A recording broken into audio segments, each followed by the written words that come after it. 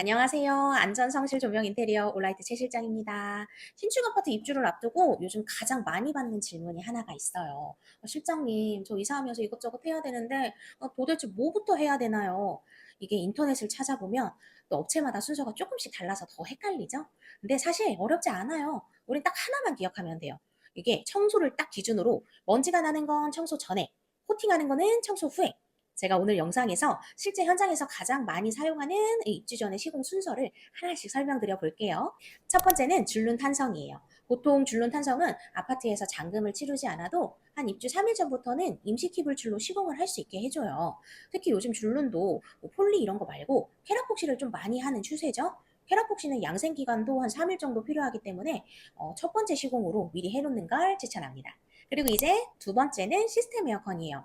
이건 키 불출 후에 가장 먼저 하는 게 좋아요. 왜냐하면 뭐 천장을 막 타공을 하고 또 배관을 연결을 해야 되고 그리고 그걸 덮는 스킬 도배까지 작업해야 되기 때문에 이게 먼지랑 진동이 가장 많이 발생하는 공정이에요. 그래서 가장 앞쪽에 배치하는 것이 안전하다. 세 번째는 조명 실링팬이에요. 조명도 마찬가지로 막 천장을 타공하고 배선 작업을 해야 돼요. 그리고 목공 작업이 들어가거나 아니면 이 실링팬까지 작업하는 경우에는 우물 천장 내부나 공용부 천장 전체 도배까지 진행해야 되기 때문에 조명 전기 공사를 먼저 작업해야 합니다. 그리고 우리 네 번째는 냉장고장 리폼, 붙박이장 설치하는 거예요. 단 내가 냉장고장 리폼이나 이 붙박이장을 설치를 할 건데 내가 냉장고장 앞에도 다운라이트 같은 조명을 넣고 싶다면 조명이랑 냉장고장 리폼 순서를 바꾸세요.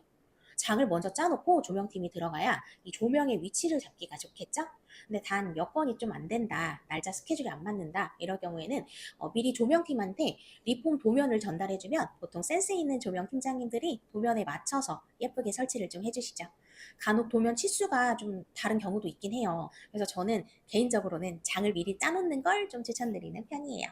그리고 우리 다섯 번째는 드디어 도배예요.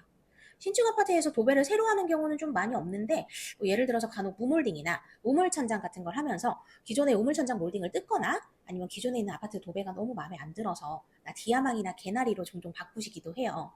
이럴 때 도배는 인테리어의 거의 마감 작업이기 때문에 큰 타공이 모두 끝난 뒤에 진행하는 게 가장 좋죠. 도배 이후에는 큰 먼지 작업을 최대한 줄여야 되는 그런 기준점이라고 내가 생각을 해놓으면 돼요. 이제 여섯 번째는 대망의 입주 청소예요. 사실 청소는 거의 마지막이죠. 이제 지금까지 발송한 뭐 타공 가루들, 먼지, 뭐 실링콧 자국, 줄눈 가루까지 이런 거 다 모두 제거해야 되기 때문에 내가 아무 생각 없이 청소를 너무 일찍 해버리면 결국 또 먼지가 생겨서 두 번 청소하는 불상사가 생길 수 있어요. 그리고 나서 이제 코팅 일을 할 거예요. 일곱 번째는 주방 상판 코팅입니다. 상판은 깨끗한 상태에서 코팅을 해야 접착력이랑 내구성이 좋겠죠? 또한 청소업체에서 가끔 가다가 이렇게 약품을 사용하는 곳들이 있어요. 그럴 때 코팅이 벗겨지거나 아니면 얼룩이 막 이렇게 부분 패이는 그런 얼룩지는 경우가 생길 수도 있어서 청소 후에 상판 코팅이 들어가는 걸 추천드려요. 그리고 코팅 이후에는 또 일정 시간 동안은 뭐 물이나 뭐 먼지나 이런 거 사용을 피해야 되기 때문에 입주 청소 이후에 하는 게 가장 적절해요. 여덟 번째는 단열 필름입니다. 사실 단열 필름은 크게 막 먼지가 나거나 양생이 필요한 게 아니라서 뭐 청소 전에 해도 되는데 아까 코팅처럼 청소업체에서 막 창문을 막 강하게 닦거나 아니면 필름 한 줄 모르고 막 이렇게 약품을 뿌려서 사용하게 되면 이 비싼 필름이 손상이 될 수 있어서 안전하게 청소 후에 잡는 걸 추천해요. 아홉 번째는 커튼과 블라인드예요. 커튼 실측은 미리 해놓으세요. 설치만 청소 후에 마지막에 하는 거예요. 이사 전날이나 아니면 이삿날 당일 아침에 미리 달아놓는 거 추천. 이삿날 아침에 햇빛 때문에 새벽부터 일어나는 불상사가 없게 되겠죠? 커튼이 미리 달려 있어야 돼요.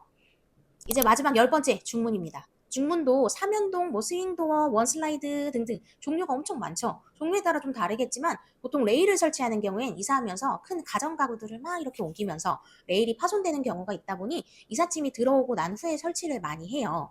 근데 중문 종류에 따라 다르기 때문에 내가 시간이 좀 촉박한 경우라면 중문 사장님이 문제가 없다고 하면 미리 해놔도 괜찮아요. 자, 오늘 내용 한 줄로 정리할게요. 첫 번째 줄눈 탄성, 두 번째 시스템 에어컨, 세 번째 조명 실링팬 전기 작업, 네 번째 냉장고장 리폼 붙박이장, 다섯 번째는 도배, 여섯 번째 입주 청소, 일곱 번째 주방 상판 코팅, 여덟 번째 단열 필름, 아홉 번째 커튼 블라인드 설치, 그리고 열 번째 이사하고 중문. 물론 이게 집 구조나 업체마다 약간씩 순서는 달라질 수 있기 때문에 100% 정답은 절대 아니에요. 하지만 제일 중요한 거는 딱 한 개만 기억해야 돼요.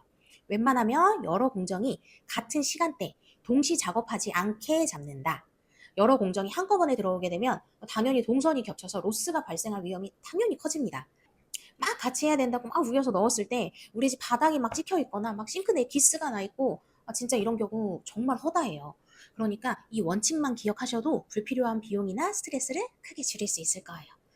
혹시 우리 집 나 이제 이사 갈 건데 어떤 순서로 진행해야 되는지 모르겠다, 궁금하다. 그러면 댓글로 아파트 이름이랑 예정된 시공 내용 같은 걸 좀 남겨주세요. 현장 경험을 바탕으로 저 최 실장이 가장 효율적인 순서를 한번 안내 드려 볼게요. 영상이 도움되셨다면 올라이트 최 실장 구독과 좋아요 눌러주세요. 감사합니다.